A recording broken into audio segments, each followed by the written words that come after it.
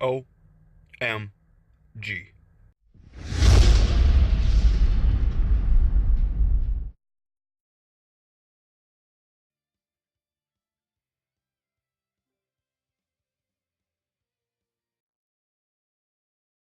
The MacDonalds controlled the islands and coastal areas on the west coast of Scotland.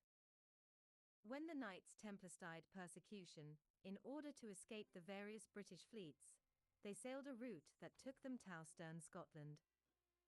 During the time of King Philippe IV of France, the MacDonalds were involved in the movement of the Knights Templars. The Knights Templars had adopted Gnostic or satanic practices during the centuries they guarded the pilgrims in the Middle East. The order had also become the international bankers of Europe and large landowners in Europe. The King of France twisted the Pope's arm, so to speak, to get him to go along with a campaign to eliminate the Knights Templars, because the MacDonald clan was in private still pagan. They were willing to help the Knights Templar escape the Pope's decree against the Templars. The Knights Templars were not the only international bankers to move north. Later, during the 16th and 17th century, the elite satanic banking families moved their operations from southern Europe to Antwerp, Flanders, and then on to Amsterdam. Many of the Knights Templars lied to Scotland, where they helped Bruce, the King of Scotland. When the English invaded Scotland, they were defeated by Bruce in an important battle named Bannockburn. Bannockburn kept Scotland free from England for the next 289 years. The Knights Templars fought with Bruce in the battle under the command of Angus og MacDonald, who was a large Scottish landowner and a friend of Bruce. Angus og MacDonald had previously in the 1308 time period given protection to the Knights Templars. The Knights Templars brought their treasures and their military might to Scotland and to the MacDonalds. Many of the Knights Templars went on to the Orkneys, but some stayed in Scotland and became important in the occult world. The descendants of these knights are still guarding some important occult relics, which may be revealed in the next few years. The Sinclair family has been part of the Prière de Sion, Freemasonry and the Illuminati. Vice Pres of the Sinclair Oil and Gas Company. In Tulsa in 59-61 was Marshall MacDonald, who was an active Freemason who married into the Collins family. Note that the cities of towns Tulsa, Wagoneer, Muskogee, Broken Arrow in Okla are totally controlled by the Illuminati. The atmosphere in these little towns SW of Tulsa has been described as oppressive and prone to violence by people who have lived in them. One of the lodge systems set up by the Illuminati was the Jacobin Club, originally known as Club Breton. Its Jacobite members got financing from the Illuminati and were a big part of the cause of the French Revolution. The Jacobites also played a role in the early history of the United States and the American Revolution. The Jacobites had a number of aristocrats who were also secret Satanists as their leaders. They had a lodge in Rome. One of the Scottish Jacobites was Flora MacDonald. She saved Prince Charles Edward's life. Etienne Jacques Joseph Alexandra MacDonald, Scottish blood, was a 330 Freemason, and also an officer who fought on the side of the French Revolution. He went on to become a marshal in the French army. In 1805, he became the Grand Administrator of the Grand Lodge Symbolique in France. Some notable MacDonalds include Ramsay MacDonald, British Prime Minister, during 1920s privy to insider info, and who was in favor of working with Communist Russia. Ramsay MacDonald was a member of the Fabian Society working for a socialist one-world government. He rubbed shoulders with Anne Besant and Clark, a disciple of Illuminatus Mazzani. Alexander MacDonald, 1910, present. Of Standard Oil of KT, BN. In Scotland, lived in Clifton, OH Alonzo Lowry MacDonald, U.S. Marine, 50 to 52, member CFR, Illuminati, lived in London, Zurich, and Paris. Assistant to present. U.S. White House Staff Director, 79 to 81. Angus Daniel MacDonald, 1878 to 1941, railroad present. With all types of railroad leadership positions, trustee of Notre Dame, Knight of Malta, member Bohemian Club. David George MacDonald did secret medical and psychological research, including secret research for the Neuropsychiatrical Research Unit in San Diego for the U.S. Navy in 62-63. Donald S. MacDonald Bilderberger Steering Committee.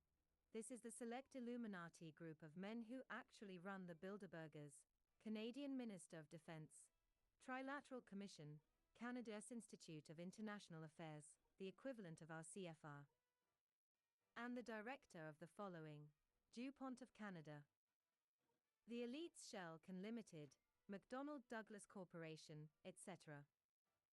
Christopher W. MacDonald, member of Bohemian Grove. Edmund B.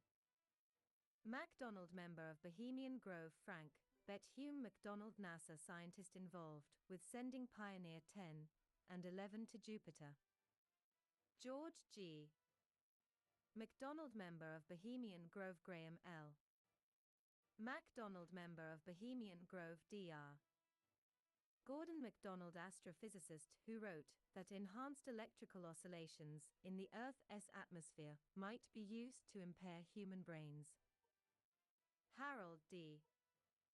MacDonald, high-ranking occultist in the SRICF, which is a branch of the SRIA, which started many of the satanic Kabbalistic groups, such as the OTO, the Golden Dawn, etc. Lived in Massachusetts. Ian Bruce MacDonald, member of Bohemian Grove. Prof. Dr. James E. MacDonald, suicide by CIA. After discovering their involvement with UFOs, MacDonald had addressed the UN's Outer Space Affairs Group concerning UFOs on the 7th of June 67. Why was this very informed scientist suicide? Jeffrey R. MacDonald, A.G.R.N. Beret doctor, whose family was murdered by the satanic cult that Alinea Stockley belonged to. Ted Gunderson tried to help him legally.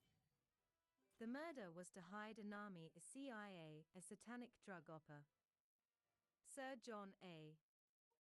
MacDonald, 1815 to 1891, first Prime Minister of Canada, Freemason, Knight of the Order of Bath, Knights Templar, and member Lafayette Royal Arch Chapter of Wash.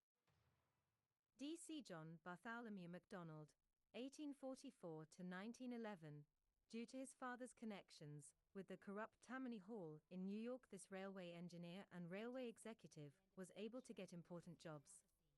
John built the NY subway system, and when he died, the electricity in all the subway system was shut off for 2 minutes. In respect, he built the Vanderbilt tunnels north of 42nd Street, NY, and other items. John Cecil MacDonald, 1924, 32-degree Freemason, Shriner, National Republican CHRMN, on the Court of U.S. Military Appeals, Delegate to Representative. National Convention in 64, 72, 76, 80, 84. John Garwin MacDonald, Oil Executive John Warlick MacDonald, Jr. 1922 Illuminati member, lives in Arlington, Virginia. Was with the U.S. Supreme Court, 1951, was with the U.S. military, Gov. Running occupied German, after W. Illinois. See the Krupp Illuminati family article in this newsletter. Worked with NATO, CENTO, CA, National War College, the UN, the State Department, went to numerous, almost countless, UN conferences for the U.S. He was the U.SS coordinator for the UN's drinking water work. He is a member of the Cosmos Club and the Club of Rome, Lovett MacDonald Prez. Of Draycott, who has worked with P2 Freemasons in secret arms smuggling deals. Linda MacDonald, victim of Monarch mind control programming by Dr. Ewan Cameron, Dr. White of the Illuminati, at Allen Memorial Hospital. Linda MacDonald, at the age of 58 and living at Vancouver, BC, was able to prove that Cameron did programming using drugs, electroshock, psychic driving, depatterning, etc. She has no memory of her childhood, but was able to prove that in 1963, at age 26, she was given mind control programming. Because the CIA had funded Cameron, the US Fed government gave her via the Canadian government a $100,000 settlement if she would not talk. A newspaper did pick up on the settlement on the 18th of November 92, and I have reproduced that news article at the end of this article. The money was hush money, for it was stipulated for the $100,000 out-of-court settlement. Linda would keep quiet about her mind control. Robert A. MacDonald, member of Bohemian Grove, W. Patrick MacDonald, member of Bohemian Grove. Walter Joseph MacDonald, important CIA officer, CAF, lived in Annapolis, Maryland, BN. In Boston, MS. MacDonalds are publishers of occult books in the U.K. MacDonalds, who authored occult books, and other notable titles. Douglas R. MacDonald, the Scots, Book of Lore and Folklore. George MacDonald, Wise Woman, and Other Fantasy Stories, part of a series on the fantasy stories of George MacDonald. John MacDonald, The Magic Story Message of a Master. John Warlick MacDonald, Jr., The North-South Dialogue, and the United Nations Pub. By Georgetown Univ. Michael MacDonald, Mystical Bedlam, Pubble. By Cambridge University Press. Rebbe E. MacDonald, The Ghosts of Austwick Manor, and a Contemporary Collection, on loan from the Rothschild Bank AG, Zurich. The MacDonalds and MacDonalds, and some of the Donalds, are descendants from King Sumald. King Sumald helped expel the Vikings, Norsemen, from Scotland. King Sumald's son was Ranald, and Ranald's son was named Donald. The grandson then became Argus More MacDonald. Mac means son of Argus. Grandson married Macrory, and became lordship of the Isles. The MacDonalds were the chiefs of that area. Families that sought their protection sometimes took their name too. So it is not inconceivable that some of the Knights Templar bloodlines ended up one way or the other as MacDonald. The powerful MacDonald of Glencoe lived in Glencoe until the 1692 massacre by the English government against Francis Stuart sympathizers. Francis Stuart was the Grand Master of the witchcraft covens in that area of Scotland, and the MacDonalds were supporters of him. Also in the 17th century, the MacDonalds were forced to participate with others in piracy. There are some powerful Stuarts, also spelled Stuart, in the Illuminati today, some who are friends with the Rockefellers. At least one Stuart intermarried with a Rockefeller. Another Stuart has family members who own a series of theaters in California, which have secret tunnels to daycare centers, so that children can be ritually abused and programmed. This Stuart had a father in Satanism, who was associated with the Hungarian palace. James C. Stuart, a member of the Illuminati, built the Mormons' Capitol building in Salt Lake City, 60 Wall Tower in New York, and the Savoy Hotel in London that the Illuminati use for their Pilgrim Society headquarters.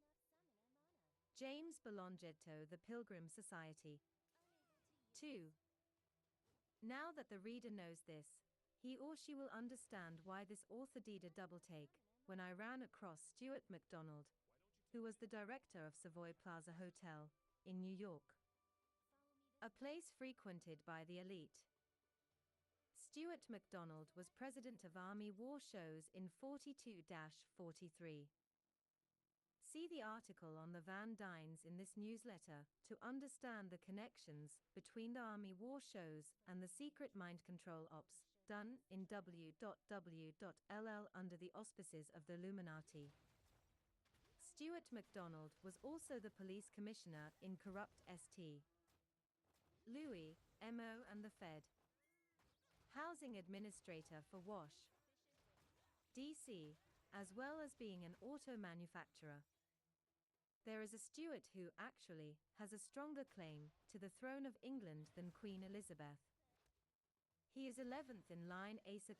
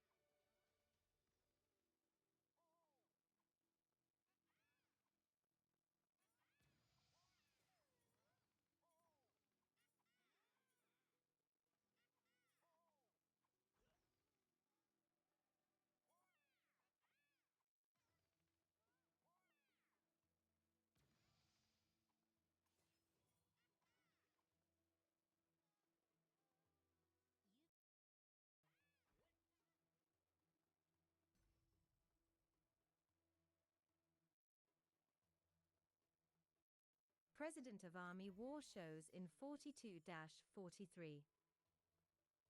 See the article on the Van Dynes in this newsletter to understand the connections between the Army War Shows and the secret mind control ops done in w.w.ll under the auspices of the Illuminati. Stuart MacDonald was also the police commissioner in corrupt St. Louis, MO and the Fed. Housing administrator for Wash, D.C., as well as being an auto manufacturer. There is a Stuart who actually has a stronger claim to the throne of England than Queen Elizabeth. He is 11th in line Asa claimant, while she is only 13th. His claim is a carefully preserved secret by the media. Queen Elizabeth is of the Hanover dynasty, which is part of the 13th Illuminati bloodline. This Stuart claimant was recently asked if he would like to have the throne of the newly formed nation of Estonia, but he rejected it. The Stuart bloodline and their henchmen have been an important part of leadership of Freemasonry down through the centuries, the Scottish Stuart family, as well as the Cameron, Campbell, Douglas, Hamilton, and Montgomery Scottish families were originally powerful families that came from Flanders area, now Belgium and North France, which is today a strong point for the Illuminati. These families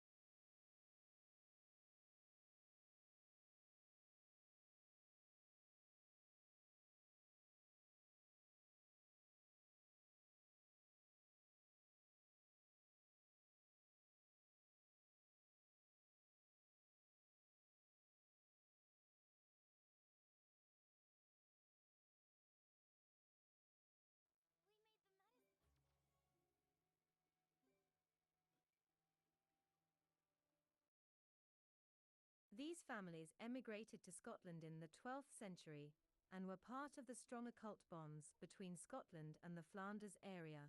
Today, Flanders is divided between northern France and Belgium.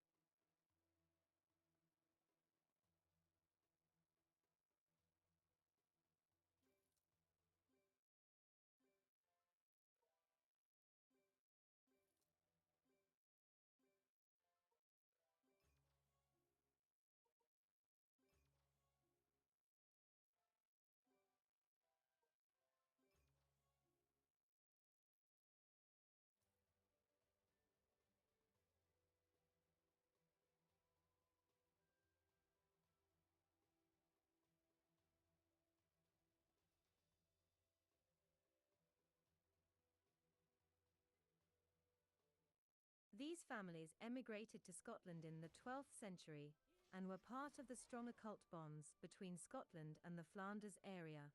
Today, Flanders is divided between northern France and Belgium. Later, Flanders became a banking centre for the international bankers. The Hungarian occult world also connects to Scotland with such ancient historical figures as Saint Margaret, a Hungarian noble, whose husband Malcolm Seymour murdered in real-life Macbeth. Her son David introduced feudalism into Scotland, and she herself brought in Catholic priests. There are many occult ties between Scotland, Flanders, Hungary, and Rome. Parts of the MacDonalds continue to practice Druidism, which was the original religion prior to the Christians. The MacDonald heritage goes back to the Picts and Gaelic people. Some of the MacDonalds have become part of the Catholic hierarchy. I believe I know of 5 MacDonalds which have become Air Marshals, top rank, in the British Ray.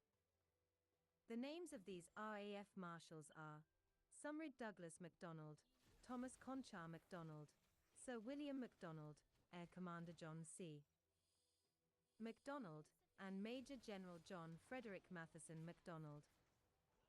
The NWO has been called the air dictatorship because the NWO's air power will be so important. So it is significant that the RAF has had so many high officers who were MacDonalds.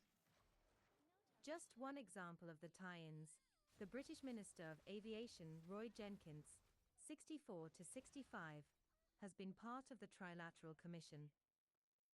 Thomas Conker MacDonald did secret research for the Air Ministry after WW2. He went to the University of Glasgow. Another Marshal, Sir William Lawrence Nyari MacDonald, was involved with British Air Force intelligence. A number of other MacDonalds have worked for intelligence agencies too, including David George MacDonald, James Michael MacDonald, Jr., etc. William MacDonald was a doctor who worked with FDR in 1925. Henry Ford also spent time with a doctor named William MacDonald. A number of MacDonalds are bankers or important in the stock markets, and in an attempt to keep this article brief, I'll just list some of them. Andrew Jewett MacDonald, Yale, USAF, Archibald MacDonald, Alan Colfax MacDonald, Angus Daniel MacDonald, John Garwin MacDonald, William Henry MacDonald, Can and Witten MacDonald. Archibald Nyack Donald is director of Joseph Freeman, Sons and Company, Limited, as well as being important in other things. The Freeman family is one of the top 13 bloodlines and connects Toth Priya de Sion. Sir Peter George MacDonald has been the director of Guardian Assurance Company Limited, which also has connections to the Freeman family and the Priya de Sion. There are a long list of MacDonalds who have served various governments all over the world in leadership positions. Danny Lee MacDonald of Tulsa, Oklahoma, served on the corrupt Federal Election Commission, 82 to 83, as its vice chairman, and from 83 onward he served as its chairman. William C. MacDonald was the first state governor of New Mexico from 1911 to 17. The Freemasons ran the state at that time. This author would wear the reader's patience thin by describing all the MacDonalds who have been in important government jobs. The policeman who found Lee Harvey Oswald after JFK was shot was A. MacDonald. This policeman was then assigned to protect Marina Oswald, the widow of Lee Harvey Oswald. This heavyset policeman MacDonald, who attends the Oak Ridge Christian Church, has appeared on television recently, such as on Channel 32, on Top Cops, at 7:25 p.m., where he speaks out against conspiracy theories in the JFK assassination. The entire arrest of Oswald by M.N. MacDonald is filled with questions. Jack Ruby was in the same theater. Oswald tried to shoot MacDonald with an unloaded gun. Some unknown person had tipped MacDonald off that Oswald was in the theater. And the police had for some reason already decided Oswald was guilty, because while arresting him the policeman was heard saying by witnesses, "Kill the president, will you?" And yet the Warren Commission said that Oswald was not a suspect until later. This is just one place of many where the MacDonald family connects in with the larger satanic conspiracy. Jack Ruby was involved with the Carousel Club, which was tied to the Monarch Project. The assassination of JFK was done through Pomindex, which was set up by Louis Mortimer Bloomfield, who worked for the Illuminati in SOE, British Special Operations Executive, within the US Army Intelligence. He worked for OSS and ran the FBI's Counterintelligence Division. 5. While working for British SOE and the Illuminati. George de Mohrenschildt, Oswald's best friend, or closest contact, was himself an ex-Nazi spy who worked for the CIA. The mob's connections to the top 13 Illuminati families is explained in the Van Dyne family article in this newsletter. Bear in mind, the mob had turned against JFK too. In summary, some of the MacDonalds have held important positions for the Illuminati, and part of the MacDonald descendants are in the Illuminati. You will also find MacDonalds very active in Protestantism and Catholicism. The MacDonald family's involvement with the occult goes clear back to Druidism, and then the protection and leadership they gave to the Knights Templars. Today, some of the MacDonald's are barons, some are bankers, and some are leading intelligence and military men. Exhibit next page. News article that shows Linda MacDonald was awarded hush money by the Canadian Govt. And the CIA for MKUltra mind control programming. Brainwash victims to receive $100,000 foot Ottawa denies responsibility for experiments. By Bob Cox. The Canadian Press. Ottawa. The federal government will pay $100,000 each to victims of brainwashing experiments funded by Canada and the CIA between 1950 and 1965, Justice Minister Kim Campbell announced Tuesday. Ottawa is paying the money to avoid legal claims by victims or their experiments carried out by DR. Ewan Cameron at Montreal's Allen Memorial Institute. As many as 80 people were involved, but it's not clear how many are still alive and eligible for the payments.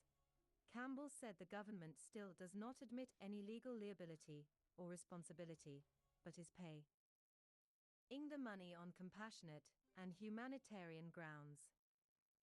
But Linda MacDonald, a Vancouver woman who launched the court case that forced the settlement, said she considers the payment's an admission of responsibility and a symbolic apology.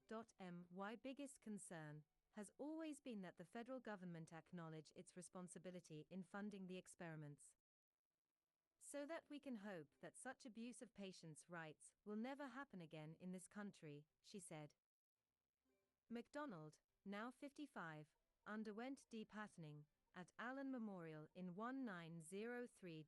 As a mother of 12 children under 4 years old, she was sent to the institute suffering from fatigue and depression. She was treated as a schizophrenic, though never diagnosed as such. She was heavily drugged, kept asleep for 86 days, given over 100 electroshock treatments, and subjected to psychic driving to Shimu-Gigit 5 later barely able to function. She couldn't read or write, use a toilet, drive a car, cook a meal or make a bed. She didn't remember her husband, children, or the first 26 years other life, one except teen government's symbolic apology through compensation, but no amount of money can compensate me for the loss of memory. And the enormous DFF faculties me family, and I have suffered, MacDonald said in a statement. She was in Los Angeles on Tuesday, talking to film producers about her story. Former patients at the Allen Memorial have sought compensation from both the Canadian and U.S. government for years. The U.S. Central Intelligence Agency, wanting to learn more about brainwashing and psychological deprogramming, covertly gave $85,000 to Cameron between 1957 and 1962. Canada, as part of a national program of health care grants, gave about $70,000 between 1950 and 1954, and again between 1961 and 1964. Their experiments ended in 1965. Canadian officials later said they didn't know of the CIA funding. In 1988, the U.S. Justice Department reached an out-of-court settlement that gave about $100,000 toach of 9 Canadians treated under Cameron's CIA-funded experiments. The Canadian government helped pay legal bills for those Canadians who sued the United States, but balked at paying its own compensation. A 1986 report by George Cooper, a Halifax lawyer and former Conservative MP, absolved Canadian authorities of any blame and described Cameron's work as incautious, but not irresponsible. But Thomas Berger, MacDonald's lawyer, presented a report to the government in 1990 challenging Cooper's conclusions. One U.S. doctor likened Cameron's research to brainwashing techniques used in Chinese prisons. A Justice Department official said he did not know how many people are eligible for the $100,000 payments. A number of former patients have already died. Only people still alive can apply for compensation. People can call a toll-free number, 1-800-267-4988, for more information. Bloodlines of Illuminati. By Fritz Springmeier, 1995. The Krupps and the Illuminati. One of the big lessons from history is that mankind doesn't learn from history.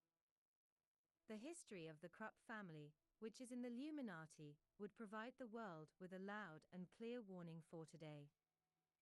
The first lesson that could be learned is how a military buildup and military intentions can be totally concealed for decades. Today, the New World Order has brought in hundreds of thousands of foreign troops into the United States. They have brought in thousands, if not hundreds of thousands of guillotines for executions. They have built a network of unused concentration camps across the U.S. They have built crematoriums next to these concentration camps. And yet most Americans appear to believe the lies of President Clinton, and others just like they believed the lies of Krupp, and the German chancellors before Hitler, and the German military leaders, who were all well aware of the secret German buildup that began immediately after I ended.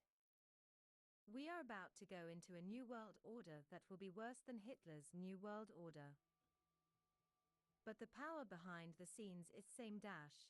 The Illuminati, getting their power from their centuries-old generational satanic practices. Point 1 Ex-Illuminati thinks that the Krupp family became part of the Illuminati in 1836. The Halbekand-Bolen families had united in marriage prior to the Civil War. The Halbach family had large holdings of coal around Scranton, Pennsylvania. I believe the Halbach family was part of the Illuminati, and the Halbach family married into the Krupps in 1906. It appears that 1836 date cannot be far off, because the record shows that the Krupp family began getting all kinds of favors from governments beginning late in the 1830s. Prior to this time period, too many things went the wrong way for the Krupp family for them to had any prominent role in the Illuminati leadership. In the summer of 1838, Alfred Krupp, head of the Krupp factories, left his business and went to Paris and then on to Liverpool. He quit traveling the Midlands of England that winter and lived in Liverpool, England for 5 months, with an English family named Lightbody. By the summer of 1839, he was back in Essen, Germany. After that trip to England, the Krupp fortunes began to turn. The alchemists were occultists who worked with chemicals and metals. The alchemists tie in with the Rosicrucians and the early Renaissance researchers into chemistry. The Krupps, because they were involved in metallurgy, also have been involved with chemicals. The first Krupp known about was Arndt Krupp, who appeared out of nowhere. It is speculated he came from Holland and arrived at Essen in 1587, a man of means, and became a merchant in the area. His son Anton became one of the military arms dealers of the times. Anton's father-in-law ran a gunsmith trade where he made guns. By about 1650, the Krupps were Essen, Germany's uncrowned kings, according to the German book Die Krupps written by Norbert Mühlen. Frankfurt am Main, 1960, p. 13. They controlled the city government. In 1800, the Krupps went into steel and coal, and producing cannon. During the Age of Discovery, when the New World was being explored, the powerful occult oligarchies of Europe set up trading companies to carve up control of the world. The East India Company was one of the more notable of these elite-controlled trading companies. These trading companies tie in with the occult world's leadership and the formation of drug cartels during the Age of Discovery. The 13 Illuminati families were participants in the narcotics cartel that was set up clear back before the United States became a nation. The roots of the cartels go back to Knights Templars, the Knights of Malta, and some of the Italian oligarchies who had been involved in narcotics trade for centuries. That drug cartel has continued down through the centuries. I.G. Farben has been a 20th century part of the German element of the cartel. Clear back, during colonial days, each of the various secret ruling occult families from England, Germany, France and the Netherlands were given a piece of the narcotics, the chemical trade. The full story of the Krupp family would include how they tie in with I.G. Farben and the worldwide chemical monopoly that the Illuminati families have. It is clear that Gustav Krupp was informed of I.G. Farben's secret research into synthetic nitrates prior to WWI, because Gustav told the great German chemist Emil Fischer not to worry about the gun carton problem caused by low nitrate supplies. The Krupps faced a bigger problem during W.W.2 in getting enough high-grade animal fat for holding the cotton in place for explosives. This was solved by using the fat of people killed in the concentration camps. Since the Illuminati's chemical cartel and I.G. Farben and Krupp were involved in the use of human products, the concentration camps were liberated by the Illuminati's men and the use of human fat, etc. Covered up. In our modern times, 2 men of Illuminati from the Krupp family stand out: Alfred Krupp von Bohlen and Hausbach, 1907 to 1967, and Charles Chip Bohlen, 1904 to 1974. Chip Bohlen's grandfather and Alfred Krupp's great-grandfather were brothers. Alfred Krupp was the most powerful and richest man in the common market, or Europe, during the 1960s, and Chip Bohlen was one of the most powerful political leaders of the United States, serving as the U.S. ambassador to the USSR for many years. New World Order leader and Chip's co-worker George F. Kennan described Chip Bohlen with the following: "No single person was present at more of the high-level diplomatic encounters of the wartime, WW2, and immediate post-war periods than Charles Bohlen. And yet how often are Americans told that while Charles Bohlen was advising Roosevelt to give the Soviets Eastern Europe at Yalta in 1943, His relatives Gustav and Alfred Krupp were directing the manufacture of Hitler's best armaments. It's a small world at the top. On January 21, 33, Papen told Hugenberg, "We've hired Hitler." Although Hitler was very much his own person, the people who put him into power knew what they were doing. The Illuminati, as they so often do, put their people in as Hitler's advisor and his bodyguard. Dietrich Stepp, Hitler's personal bodyguard, was in the Illuminati. They have done the same with numerous other people. For instance, the surrounded Howard Hughes. Hitler was surrounded by Satanists, who took orders from the Illuminati first and Hitler second. If you didn't believe that Hitler submitted to his Illuminati advisors, look at some of the changes that he made in Nazi doctrines over the years in his speeches to make sure that the elite of Germany were protected. Hitler backtracked on some of his stands. Four important Illuminati advisors to Hitler were Rudolf Hess, Martin L. Bormann, Gustav Krupp and Alfred Krupp. Rudolf Hess was hidden by the Illuminati during WW II. There is a book out which shows the military medical records of the real Rudolf Hess, who was wounded in WW I, and the medical records of the fake Hess, who was imprisoned in Spandau prison after WW.2. This is why the Nazis on trial at Nuremberg laughed when they saw Hess for the first time in custody. They laughed because they knew he wasn't the real Hess. Bormann came from a generational occult family. Bormann's grandfather was Johann Friedrich Bormann, b. 1830, and his father was Theodor Bormann, and his mother Louise Grobler. Bormann, before joining the Nazis, had worked for Hermann von Treuenlels as a foreman on a farm. He was noted for his harshness, brutality, and dominating personality. He also gave the orders for thugs to beat up a man named Walter Kadow, who died while being beaten. Bormann served some prison time for his involvement in Kadow's death. Bormann later, as Hitler's No. 2 man, used his position to enact some cruel measures on Europeans controlled by the Germans. All the leading Nazis agreed among themselves that Bormann was Hitler's Lucifer. Göring stated at Nuremberg, the decisive influence on the Führer himself during the war, and particularly from 1942 on, was exercised by Herr Bormann. It was a disastrous influence. Bormann held the highest Nazi rank, Reichsleiter, and was Hitler's shadow everywhere, and yet most Germans didn't know who he was.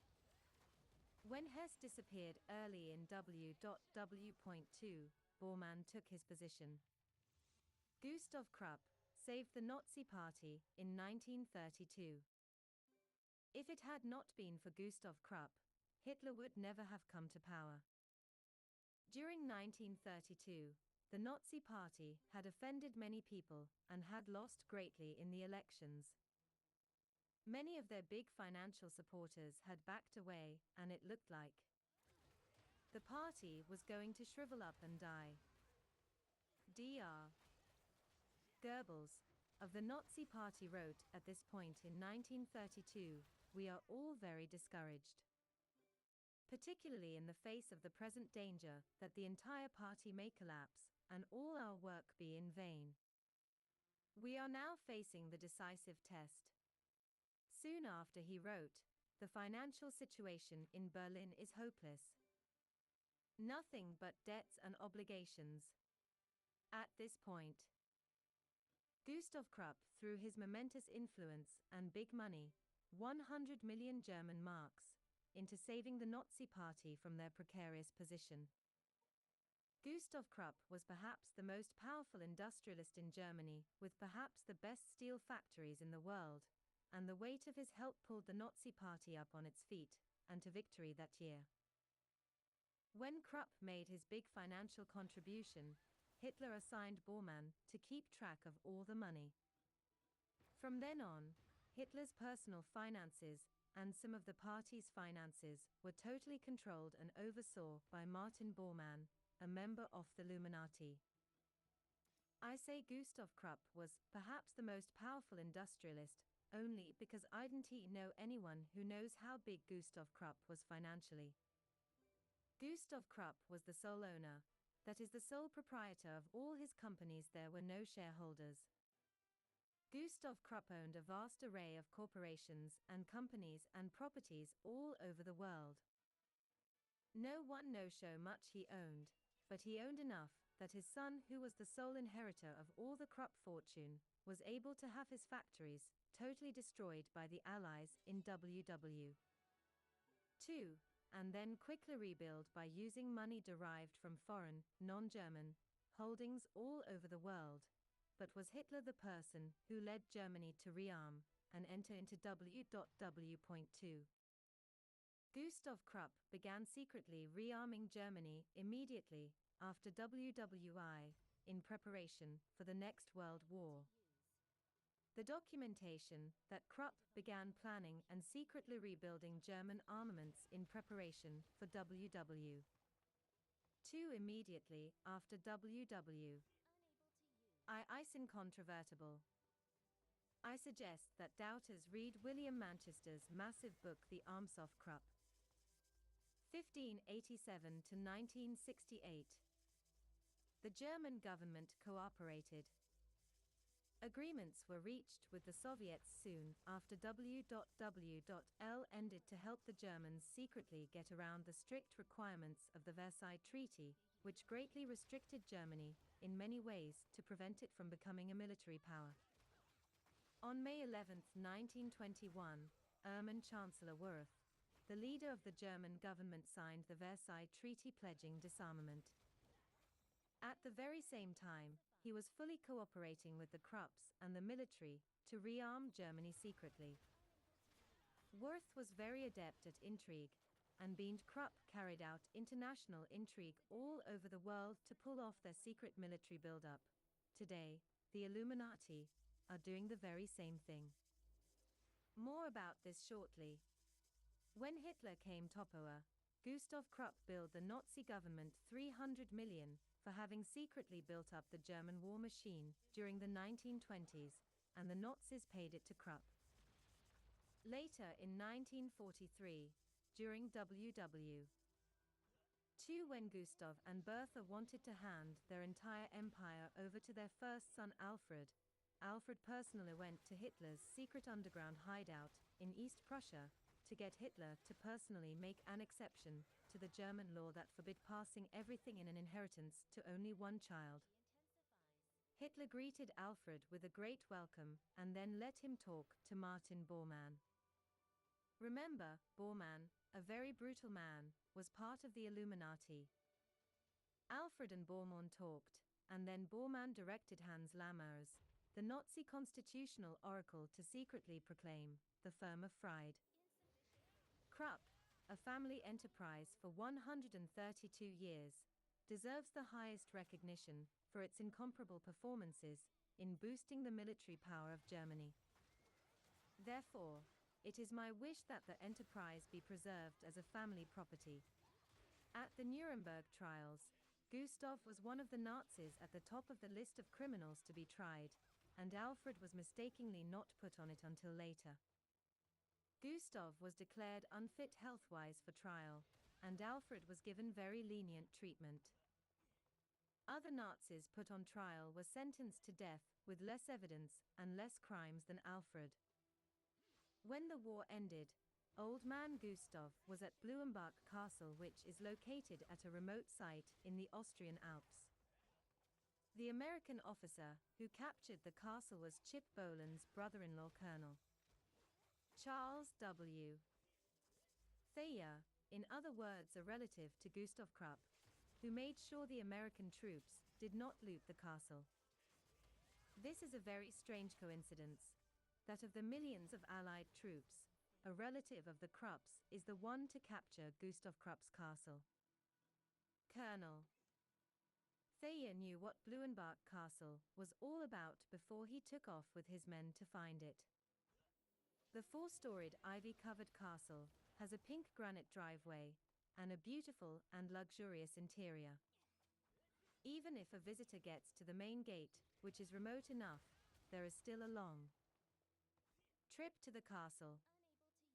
One of the snow-covered mountains surrounding the postcard-perfect castle has the legendary Cave of Barbarossa, who is said to be asleep waiting to be woken by black ravens to come back to life and save Germany.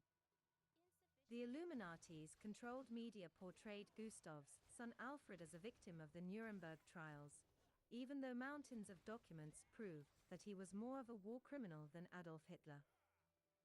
The massive trial documents of the Nuremberg trial of Alfred Krupp were never printed in Germany, and even today the truth about Krupp is unknown.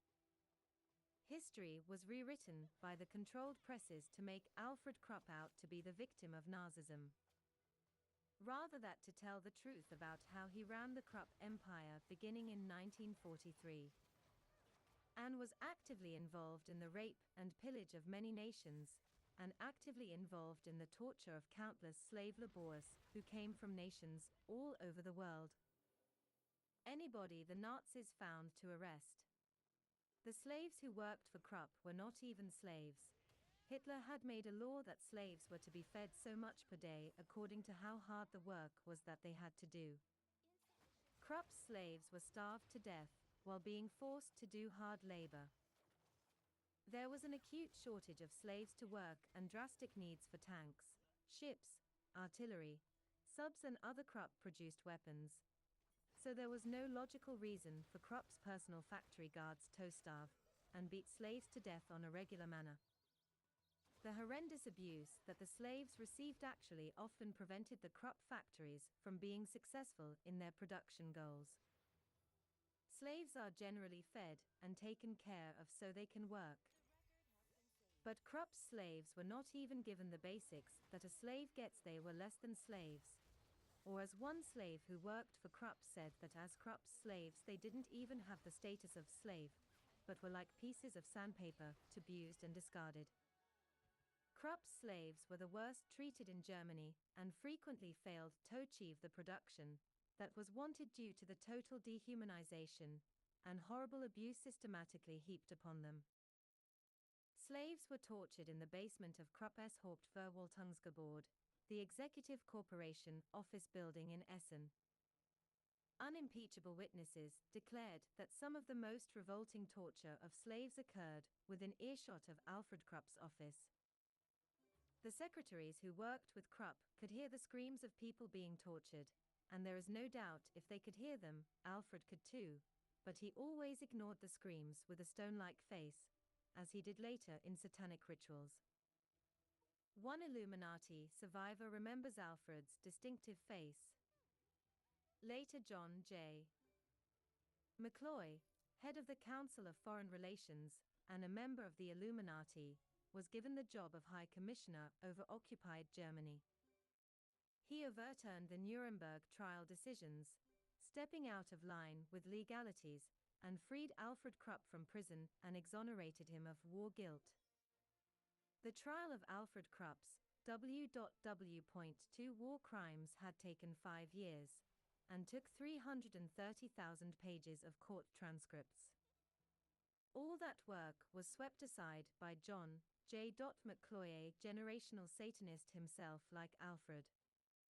Alfred had 37 of the best lawyers, who had given more than a good fight for Alfred. They pulled every trick in the book for their client, including murdering witnesses, suppressing evidence, etc. The establishment newspapers in Europe and the U.S. portrayed Alfred as having not been allowed adequate legal help. Nothing could be further from the truth. He was the best defended Nuremberg criminal. Yet, the evidence against Krupp was overwhelming, and the 5 Nuremberg judges had sentenced him to prison. The judges also sentenced that all his possessions be taken from him. This was more than fair, considering all the pillage and looting Krupp had personally directed throughout Europe. The British and American governments never carried out the judges' orders to take Alfred's property away, and after serving a while, Having avocation from his workload in prison, the Illuminati set him free from prison. Alfred was made out to be martyr. In the press they claimed he was the only Nazi who had property confiscated, which was a lie by the press, so that it looked like he'd been singled out for special victimization by the Nuremberg court. While looking to the public like a victim for losing his property, none of it was ever taken away. Today, the intrigue of the Illuminati to secretly prepare for their takeover is monumental in proportions. However, it is following many of the tried and tested tactics of the Krupps. Before W.W.I., the Krupps created a Dutch company in Hague with the English name Blessing and Company. Blessing and Company was used only every now and then by the Krupps. After WWI, it was sold with all its assets to the Hollandse Industrie en Handelmaatschappij, another Dutch front, and then its name was changed to Siderius AG. It was then used as a holding company for 3 Dutch shipyards, their names being Piet Smit in Rotterdam, Masten en Apparaten Fabriek in Utrecht, and Ingenieur Kantoor voor Scheepsbouw in The Hague. At that time 2 Krupp directors quietly held all the shares in Siderius. In this way, a front company was created that no one even suspected of being a Krupp company. Later, select Dutchmen were sold the shares of the company that the Krupp directors had had. This completed the subterfuge. By the time Allied intelligence in 1926 caught on and asked the Dutch government to intervene, Queen Wilhelmina of Holland curtly informed Allied intelligence that her government would in no way interfere with a private Dutch corporation. When one studies the machinations George Bush and Bill and Hillary Clinton, they too have worked with front companies. The CIA is great at creating front companies, which are sold to other fronts, and whose control eventually gets hidden and obscured. 3 examples of Illuminati families with a great deal of power, but who have their extensive financial holdings obscured are the Pacers, the Springs, and the Van Dynes. The national media of America have continually run expert damage control for George Bush and Bill and Hillary Clinton. The Whitewater scandal, Vincent Foster, and the Waco incident should have sunk the chin tons, but the media has run excellent propaganda campaigns that have stood the truth on its head. Under the appearance of doing unbiased investigations, the New World Order's media has really done sophisticated damage control. If we look at the history of the Krupps, we can see that mankind hasn't learned from history. The kingpins of the Illuminati were above the law and still are. Friedrich Alfred Krupp, 1854 to 1902, was the head of the Fried Krupp industrial empire. He was pedophile who liked little boys for sex. When he traveled to various large cities, he would obtain boys. Conrad I, proprietor of the Hotel Bristol in Berlin, found out about Friedrich Fritz Krupp's lust for boys when he was forced by Krupp to supply him with young boys at the hotel. Conrad I didn't like being forced into his role as pimp and went to the Berlin police, who promptly told him to keep quiet. Krupp was above the law. No one would touch Krupp, especially not even the King of Germany Wilhelm, who was best of friends with the Krupps. The police commissioner Meerscheidt Huelism, who ran damage control for the Krupps and others, died before political opponents of Krupp could get police records out to the public. In Capri, Italy, a grotto was transformed into Krupp's private sex club, where a countless numbers of young Italian boys regularly sexually serviced Krupp. This was at the Quisisana Hotel. The owner was also a prominent politician who could protect Krupp's activities. Solid gold pins, shaped like artillery shells, or 2 crossed forks, both designed by Krupp, were given to the young boys if they performed well. Krupp would have skyrockets shot off when he had his orgasm, and porn photos taken of his activities. The porn pictures got out into the public domain, and this and all the witnesses to Krupp's criminal sexual activities caused the Italian government to order Krupp to leave Italy. Any common person would have been arrested and the key to their cell thrown away, but Krupp was simply asked to leave. However, the press in Italy had gotten a hold of the juicy story for their Italian readers, and soon all of Europe knew of Krupp PP's pedophilia, except in Germany, where the government and the controlled media kept it secret. A few German newsmen tried to get the story out in Germany, but were arrested. When Krupp's wife learned of the scandal, she was upset and went to authorities, who then threw the system using physical force threw Krupp's wife in a mental hospital in Jena.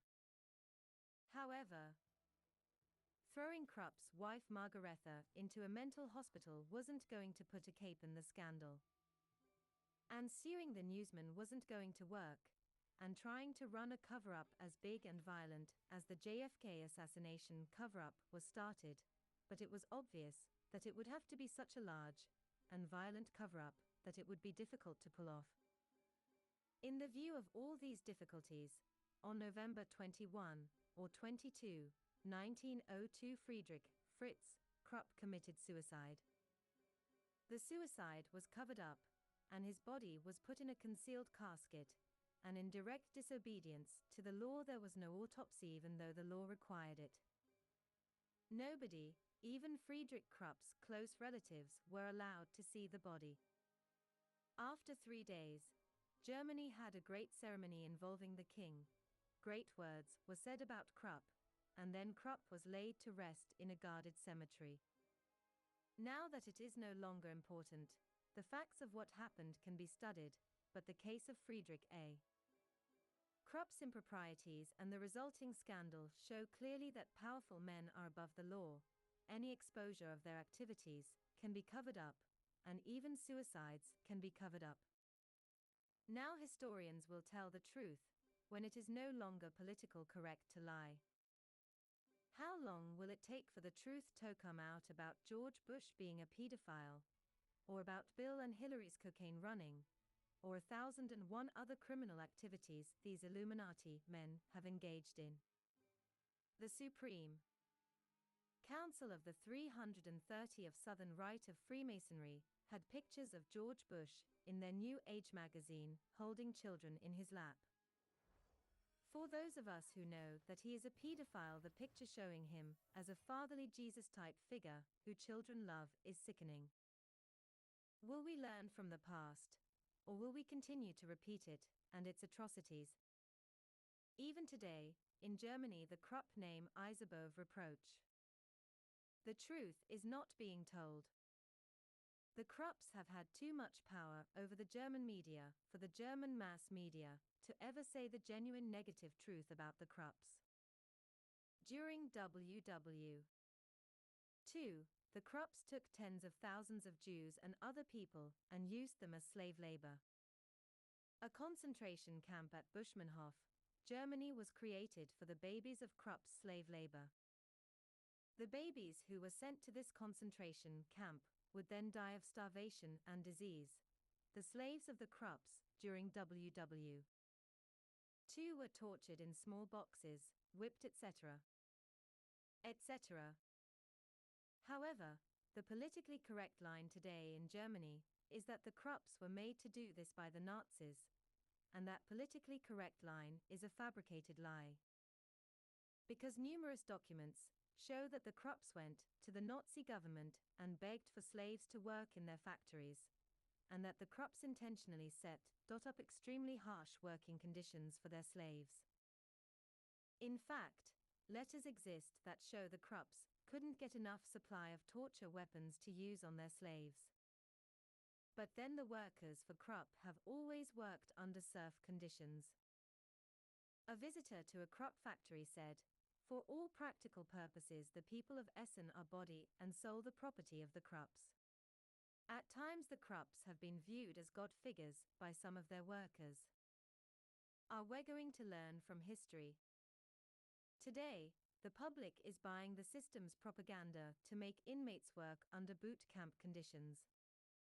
The stage is being set in the United States to view inmates as less than human. The foreign slaves in Germany were often looked upon as less than human by many off-German people. That is the power of control and propaganda. The media is able to take someone like Tim LaVey, who everyone who knew him during his life says was a nice guy who couldn't set the bombs, and make him look to the public like a mean monster. I believe Tim LaVey is a patsy for the government's own sinister bombing of the Oklahoma City Federal Building, just like Hitler firebombed his own Reichstag. Speaking of fires set by the Illuminati, the Krupps tried to burn mountains of records before the Allies captured their factories. A lot were burned, but many still sensitive documents still survived. These sensitive documents showed their war crimes, Krupp's own espionage network, and other sensitive things. Krupp wanted to bury some of the documents at a newest Bohemian castle that he had. The Krupps have networked with all the elite. The Krupps agent in powerful man while alive, he could hire or fire corporate leaders in many of Germany's corporations, because his various banks held the purse strings in Germany. He also had international clout. For instance, Banco Alemán Transatlantico, Deutsche Obersee Bank, which operates in South America and Spain, is run by Deutsche Bank. In July 1944, the Illuminati's economic thinkers quietly established the World Bank at Bretton Woods, New Hampshire. Illuminatus John J. McCloy, the man who set Krupp free, became the president of the World Bank. The US, Japan and Germany are the most powerful voting members of the World Bank according to the recent annual reports, which behave. When an appropriate Krupp couldn't be found in 1967, the Illuminati turned Krupp's industrial empire over to its internat. Bankers. Charles Eustace Bolen, 1904 to 1974, was born to Celestine Eustace and Charles Bolen.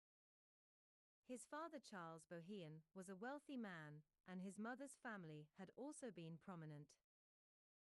His mother Celestine's father was the American ambassador to France in 1893. Because Chip Bohemian had connections, it was mutually decided by several people that he should become a diplomat. The State Department at the time he joined had tarnished its reputation with the public with several scandals. One diplomat had indecently exposed himself, another had been arrested for molesting 2 boys, and another had shot himself. Chip Bolen seems to have been way above scandals. Chip was very intelligent and very discreet. In addition to being very discreet and close-lipped, the elite's press and the system in general over the years have kept Chip Bolen's life a secret from the public. Most men of Chip Bohemian's stature would appear in the Who's Who in America. Not Chip Bolen. He has managed to keep to a very low profile, thanks to the Illuminati's control over all types of information, while remaining one of the most powerful men in the 20th century. Senator McCarthy, who was catching on to the Illuminati's conspiracy, tried to prevent Bolen from being approved as the US's Ambassador Extraordinary and Plenipotentiary to the USSR, but on March 2 and 18, 1953, the Senate gave him the important position. However, Chip's brother-in-law quit his political career after being exposed by Sen. McCarthy. I had believed the lie of the press that McCarthy was after communists, but I read something the senator wrote, which showed that he was out to expose a worldwide occult conspiracy, not simply communism. The work the senator did is continually referred to as a witch hunt, but someday the witches he tried to protect America from may well put this nation through another Holocaust, and then the witch hunt of the senator will seem mild. Chip Bolen also served as the No. 1 advisor for 3 secretaries of state, James F. Burns, George C. Marshall, 45 to 46, and Christian Herter, 59 to 61. After graduating from Harvard in the late 1920s, Chip worked for Frank B. Kellogg and Henry L. Stimson.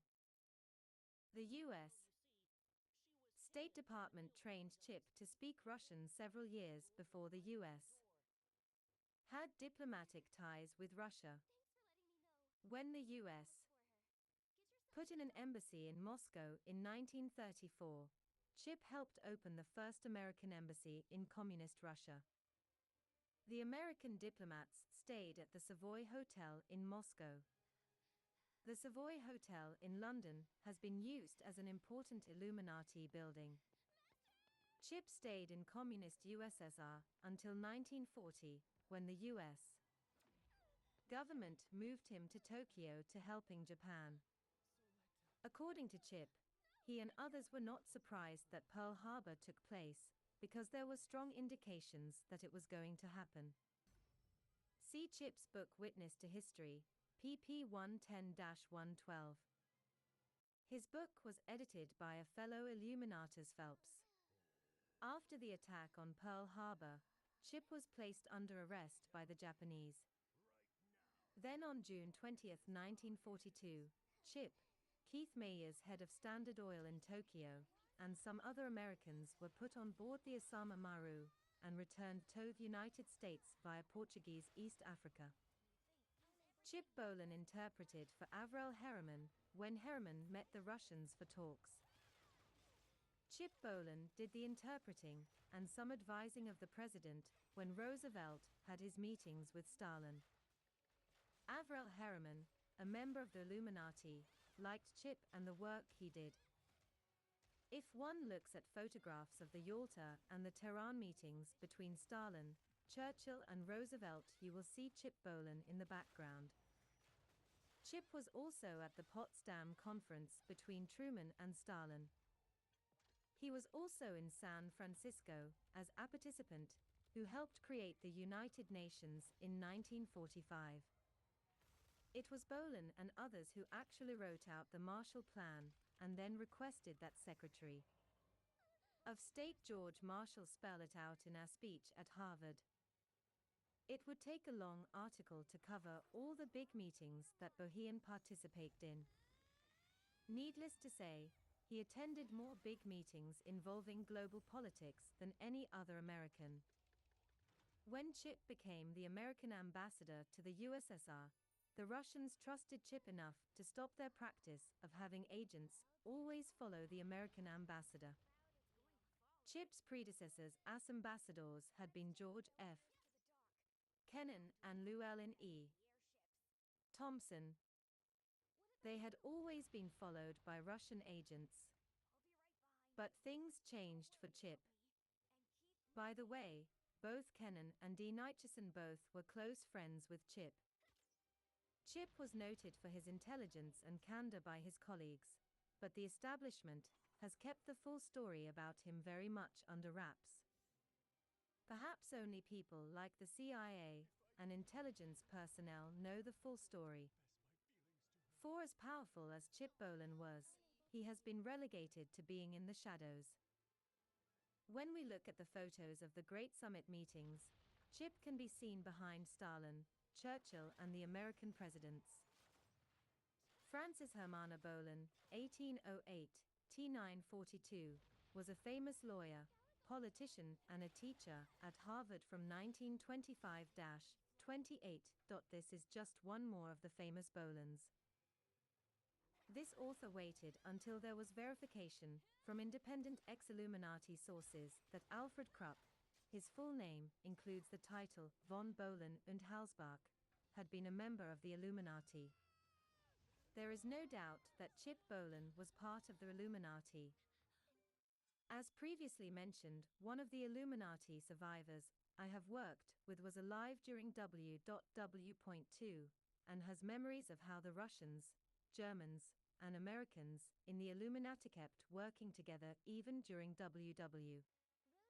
11. A very close examination of what really went on behind the scenes, especially at the top, shows that the parts of the Illuminati have continued to collaborate together even during wars. There are many relatives of Krupp in Europe, South America, and the United States. Arndt Krupp, Alfred's son, who opted to become a professional playboy, bought an estate in the interior of Brazil. The estate covered 43 square miles, had dwellings for 180 servants, back in Thel 960 s. What's happened in recent years I don't know. Had a park modeled after Versailles, and the largest horse stables in Brazil. His private jet could carry his custom-built Rolls-Royce. Important Illuminati rituals have taken place in Argentina and other South American locations where Illuminati members from the US and various European nations have flown in to participate in. As more information comes in, this author will be able to determine whether Arndt Krupp took part in any of those South American Illuminati ceremonies. There are descendants of Hitler in several states in the US. Because people move around, there is no purpose in giving their locations at present. Of course, the controlled media would have us believe that Adolf Hitler, who was very popular with women during his life, and a very powerful man at the height of his power, did not have any descendants. There were many German women who would have begged to have a child by him, and there were a number who did. There is no doubt in this author's mind that the Krupps got a hold of the Illuminati formula for creating multiple personalities, who are programmed into systems of alters. The Krupp relatives have numerous castles and other pieces of property all over Germany, and all over the world in fact. I continue to get reports of Illuminati mind control programming going on in castles, and Illuminati rituals taking place in German castles. It is a distinct possibility that castles Tieto the Krupp clan are being used for programming. Some of their castles and estates have been remote and some have been left unused as far as the public was told. Summary. What we have learned is that the Krupps have participated in the Illuminati and were primarily responsible for both Hitler coming to power and for Germany rearming itself secretly in violation of the Versailles Treaty. We have learned that Illuminati kingpins, like the Krupps, are above the law, and are usually above getting themselves sincerely exposed in the controlled media. The Krupps provide an excellent example of how a military build-up can be hidden, and how scandalous behavior of the elite can go unpublicized and unpunished. The same things are still happening today. We have learned about two Krupps who wielded enormous power during the 20th century, Alfred Krupp and Chip Bohlen. Alfred Krupp was the most powerful man in European economic affairs during his lifetime, and Chip Bohlen, who was perhaps the most influential American diplomat of the 20th century. We have gotten a glimpse of how the remaining Krupps today are scattered and are to be expected to continue to play an active role in the ritual life and mind control programming of the Illuminati. Later articles. The German connection to the Illuminati is extensive. The order of the skull and bones is an important element. Examples of German elite occultists who may be exposed in later articles include a. King Adolphus Busch, who acquired Ulysses Grant's, ancestor of several in today's Illuminati, St. Louis property, and built a magnificent castle on it called Grant's Farm. B. Bleichroder, who was an important Satanist and high-ranking Mason and an important occult leader. Berlin was one of the important Masonic headquarters for years. C. The Johnson-Wilson clans. One satanic German bloodline, which came from the location Trieste in Germany, has been working with the Rockefeller and Johnson satanic families. They are active on the West Coast. Incal. Have a house equipped with a torture dungeon in Tacoma. The Johnson and Johnson clan have relatives in Satanism in Germany. D. The Committee for the Care of European Children brought children from the concentration camps into the U.S.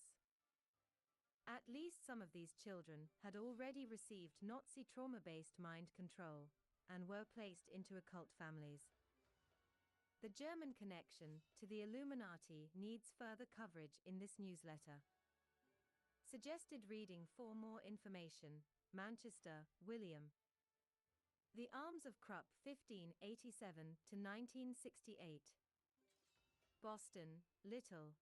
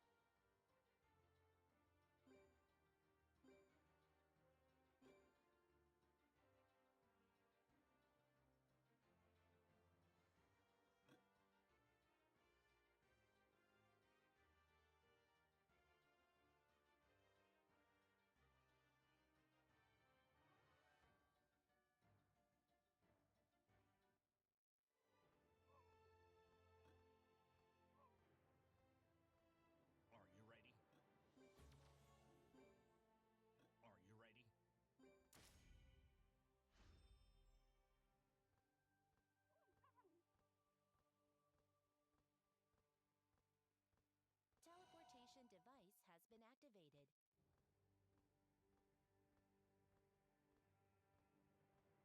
Guilds exist to deal with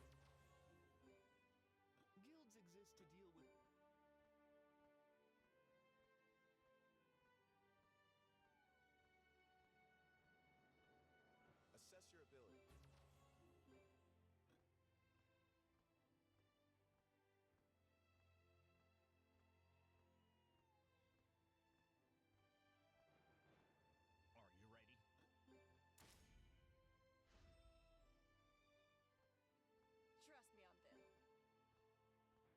Are you ready?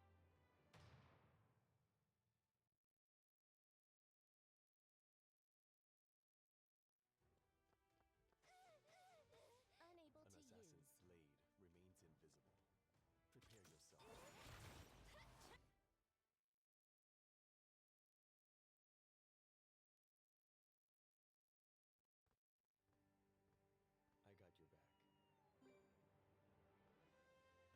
I got your back. Trust me on this.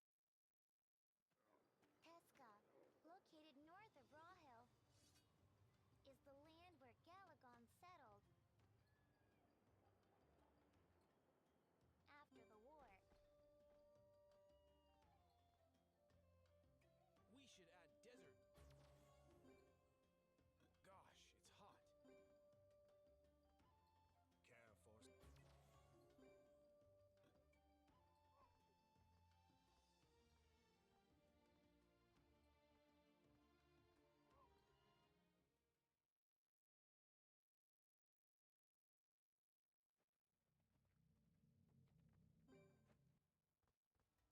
What's wrong?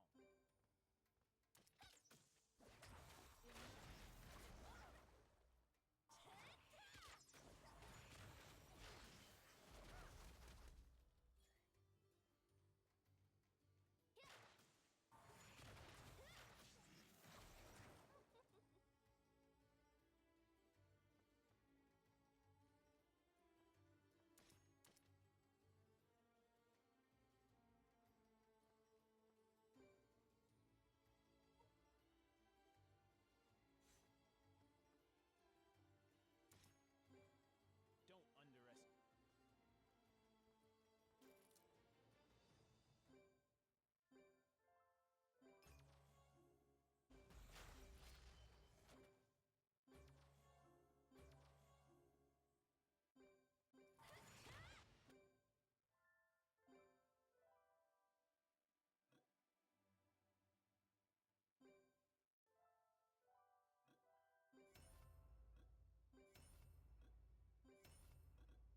Teleportation device has been activated.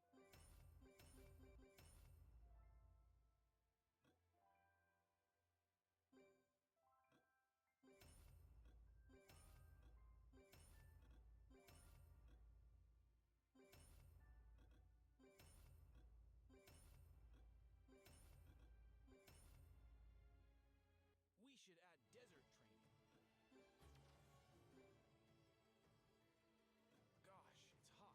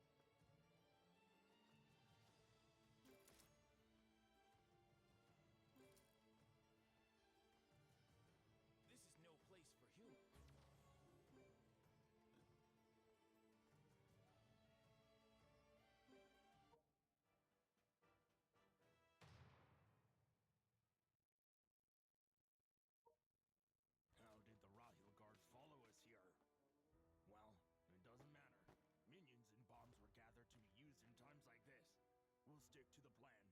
Burn down Illusion Oasis and defeat Arihan. I'll leave the rest to you. I'll be back to my place so that Arihan doesn't notice. If I defeat Arihan, I'll be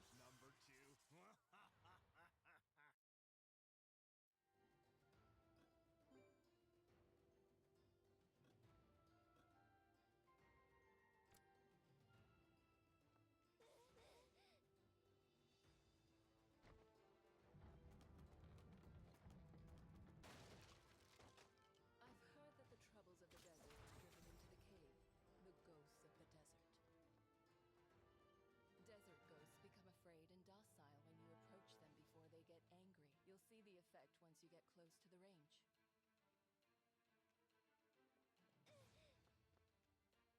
The creatures in the cage become quiet if you quickly defeat enemies in the area.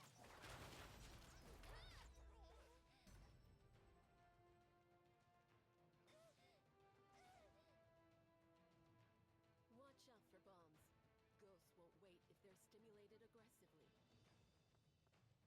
Insufficient range for creature cages and range. Use them carefully.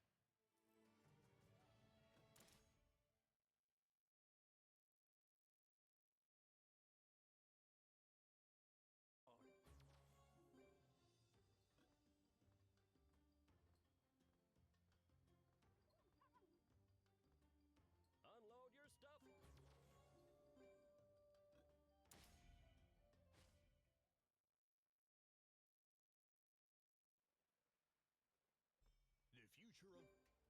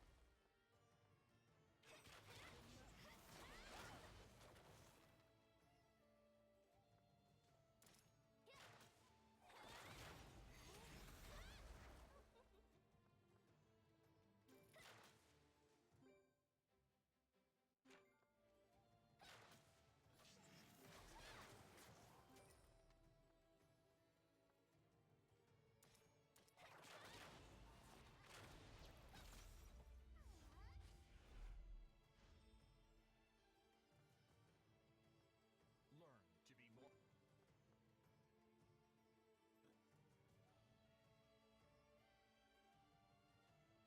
Do you wish to learn our...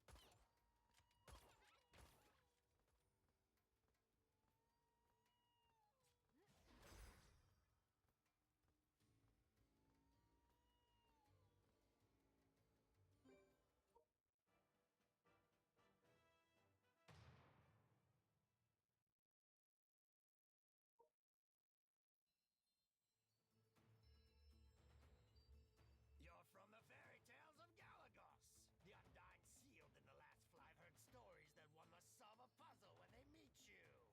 The pillars have unique effects. Unable to use.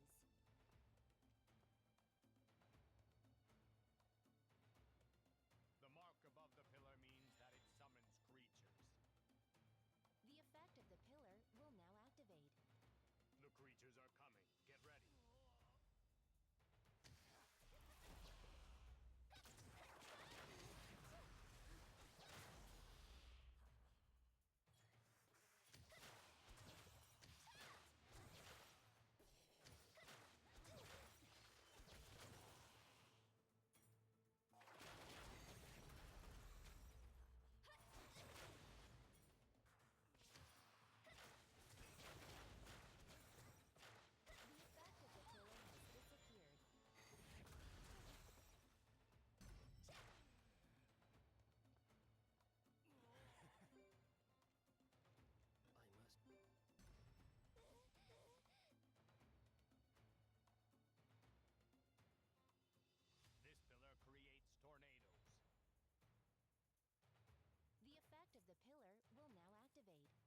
It's difficult to escape once you get sucked into the whirlwind.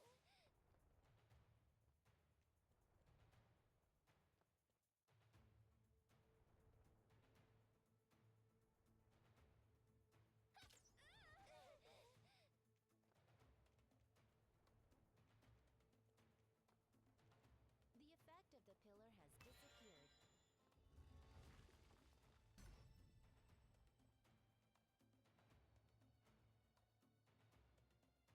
This pillar grants the blessing of invincibility to creatures.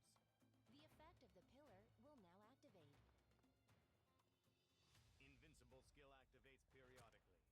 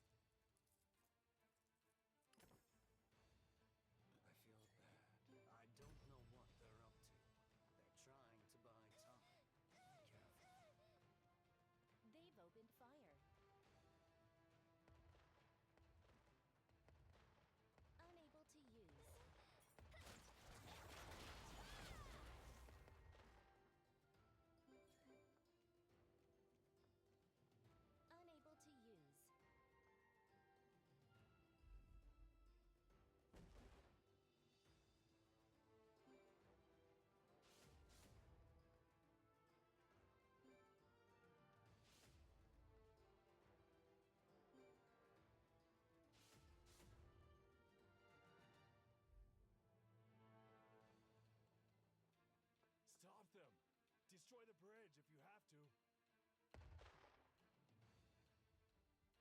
Shoot! They've already crossed it.